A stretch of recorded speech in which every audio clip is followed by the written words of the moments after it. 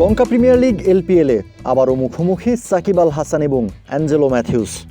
আলোচিত timed out কাণ্ডের দুই মূল ক্যারেক্টার। ক্যান্ডি রয়্যালসের ব্যাটিং ইনিংসের চতুর্থ ওভার, সাকিবের প্রথম দুই বলে একটা রানও নিতে পারেননি ম্যাথিউস। এরপর তৃতীয় বলটা লং অফের দিকে ঠেলে দিয়ে এক রান নিয়েই যেন হাফ ছেড়ে বাঁচলেন। ম্যাথিউসের দীর্ঘশ্বাসই বলে দিচ্ছে সে কথা।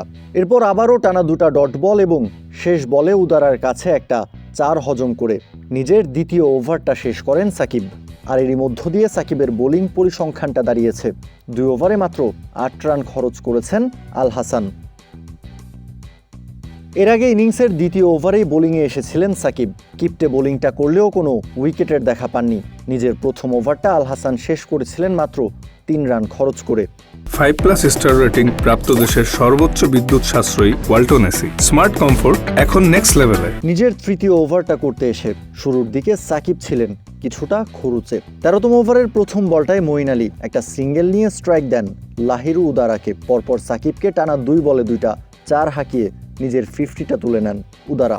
এরপরের বলে আবারও সিঙ্গেল। প্রথম 4 বলেই সাকিব হজম করে বসেন 10 রান, যেখানে আগের 2 ওভারে মাত্র 8 রান খরচ করেছিলেন তিনি। তাই তো সাকিবকে একটা কামব্যাক দিতেই হতো, আর সাকিব সেটা দিয়েছেন মঈন আলীর উইকেট তুলে নিয়ে। সাকিবের বলে লং অফের উপর দিয়ে উড়িয়ে মারতে গিয়ে ক্যাচ তুলে দিয়েছিলেন মঈন আলী। যদিও বেশ কঠিন একটা ক্যাচ ছিল, তবুও সেই ক্যাচটা তালুবন্দি করেছেন ডেভিড ভিসে।